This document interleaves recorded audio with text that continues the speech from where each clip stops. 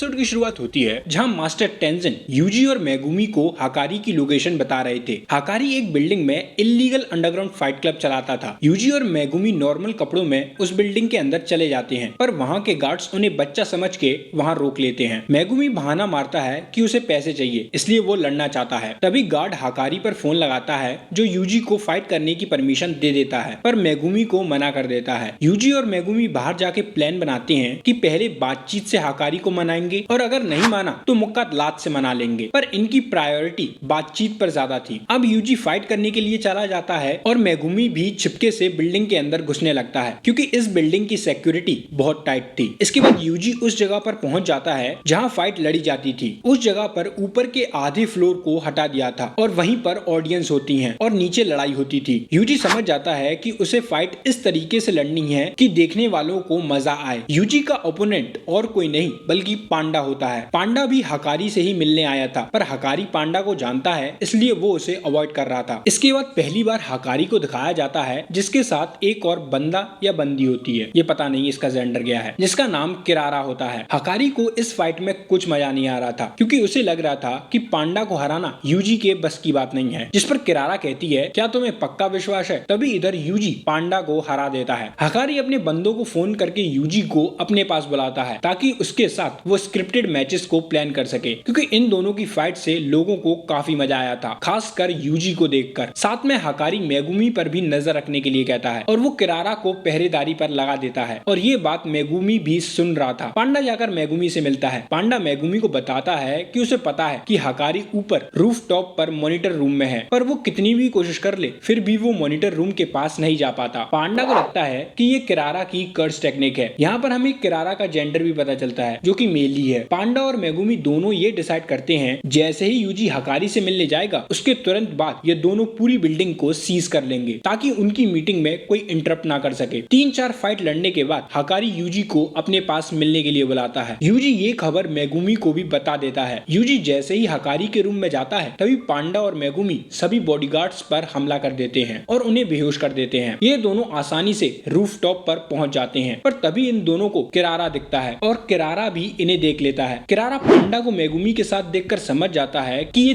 तीनों आपस में मिले हैं और यहाँ जुजुत्सु हेडक्वार्टर की ओर से हकारी को पकड़ने आए हैं। किरारा जल्दी से मॉनिटर रूम की ओर भागता है जहाँ हकारी और यूजी थे। मेगुमी अपने डिवाइन डॉग को किरारा की तरफ भेजता है, बट डिवाइन डॉग किरारा के पास जाकर रेपेल हो जाता है और वापस मेगुमी में जाकर ठुकता है। पांडा तो किरारा के पास जा ही नहीं पा रहा था। मेगुमी डिवाइन डॉग को मॉनिटर रूम के सामने भेजता है और ये देखकर किरारा भी रुक जाता है। तभी मेगुमी डिवाइन डॉग की तरफ अट्रैक्ट हो जाता है। मेगुमी को समझ में नहीं आता कि ये हो क्या रहा है। इधर मॉनिटर रूम में फुल लाउड म्यूजिक बज रहा था जिससे इन्हें पता ही नहीं पड़ता कि बाहर क्या हो रहा है। हकारी यूजी को उसके साथ काम करने का ऑफर देता है जिसके वो उसे काफी अच्छे पैसे भी ऑफर करता है। तभी हकारी के पास किसी का फोन आता है। हकारी यूजी से ड्रिंक के बारे में पूछता है जिस पर यूजी मना कर देता है। हकारी कहता है गोजो भी ड्रिंक नहीं करता और ये सुनकर यूजी के पसीने छूट जाते हैं। यूजी हकारी को कुछ समझाता उससे पहले ही हकारी यूजी पर हमला कर देता है। यूजी भी हकारी पर हमला करने वाला होता है, पर मेगुमी की बात को याद करके वो रुक जाता है। मेगुमी ने कहा था कि हम सिर्फ हकारी की मदद लेने आए हैं, पर हकारी तो कुछ सुन ही नहीं रहा था। इधर बाहर मेगुमी किरारा को समझाने की कोशिश कर रहा था कि उन्हें हकारी की मदद की जरूरत है और वो जुजुत्सु हाई की साइड नहीं है। किरारा मेगुमी से कहता है कि तुम लोगों के पास सातोरो गोजो है तो उन्हें उनकी क्या जरूरत है, जिस पर मेगुमी उसे बताता है कि गोजो सील हो चुका है और इस बात पर किरारा को विश्वास ही नहीं होता और होगा भी कैसे क्योंकि गोजो करंट स्ट्रॉन्गेस्ट सॉर्सरर है और उसके हारने के बारे में कोई सपने में भी नहीं सोच सकता। मेगुमी सोचता है कि अगर उन्होंने किरारा को अपनी साइड कर लिया तो हकारी के साथ नेगोशिएशन करना आसान होगा। इसके बाद मेगुमी अपने दिमाग का 100% इस्तेमाल करके किरारा की कर्स टेक्निक को समझ लेता है, पर मुझे इसकी टेक्निक समझ में नहीं आई। खैर ये ज्यादा इंपॉर्टेंट भी नहीं है। मेगुमी किरारा को पकड़ लेता है और उसे कन्विंस कर लेता है अपनी बात सुनने के लिए, पर मेगुमी कुछ कहता उससे पहले ही हकारी यूजी को मारते मारते बाहर ले आता है। हकारी ये देखकर थोड़ा सरप्राइज होता है कि ना यूजी उस पर हमला कर रहा है ना उसके अटैक को रोकने की कोशिश कर रहा है। हकारी यूजी में जोरदार घूंसे मारता है, पर फिर भी यूजी उसी बात पर टिका रहता है कि उन्हें उसकी जरूरत है। अब यूजी की इस डिटर्मिनेशन को देखकर हकारी उनकी मदद करने के लिए मान जाता है। यूजी, मेगुमी और पांडा सारी सिचुएशन हकारी को समझा देते हैं कि शिबुया में क्या हुआ था और अब उन्हें कलिंग गेम को रोकना होगा। हकारी को गोजो और यागा के बारे में सुनकर काफी दुख होता है क्योंकि हकारी का सबसे ज्यादा ध्यान ये दोनों ही रखते थे। हकारी कलिंग गेम में इनकी मदद करने के लिए मान जाता है, पर फ्री में नहीं। हकारी की डिमांड होती है कि जब सब कुछ सही हो जाए तब उसके फाइट क्लब को लीगल कर दिया जाए, जिसके लिए ये लोग मान जाते हैं। तभी यहाँ कोगाने अपीयर हो जाता है, जो अनाउंसमेंट करता है कि कलिंग गेम में एक नया रूल ऐड किया गया है, जिसके अकॉर्डिंग अब हर प्लेयर एक दूसरे के नाम, पॉइंट्स, लोकेशन जान सकते हैं। इसके बाद उस सॉर्सरर को दिखाया जाता है जिसने ये रूल ऐड किया होता है। इस सॉर्सरर का नाम काशिमो होता है, जो कि 400 साल पुराना सॉर्सरर है और ये काफी स्ट्रॉन्ग होता है। इसने कलिंग गेम में 40 सॉर्सरर को मार दिया होता है और यहाँ पर ये सुकुना को ढूंढ रहा होता है। कोगाने यूजी का असिस्टेंट होता है कलिंग गेम के लिए, और ये सुनकर मेगुमी को अजीब लगता है कि यूजी कलिंग गेम का पार्ट कैसे बन गया, क्योंकि अभी ना तो वो किसी कॉलोनी में गया है और ना उसे कोई कर्स टेक्निक और कर्स ऑब्जेक्ट केंजाकू ने दिया है। कलिंग गेम में दो तरीके के लोग पार्टिसिपेट करेंगे। पहली अपनी मर्जी से, यानी किसी सॉर्सरर को कलिंग गेम में पार्टिसिपेट करना है तो वो कॉलोनी में जाकर हिस्सा बन सकता है, और दूसरे वो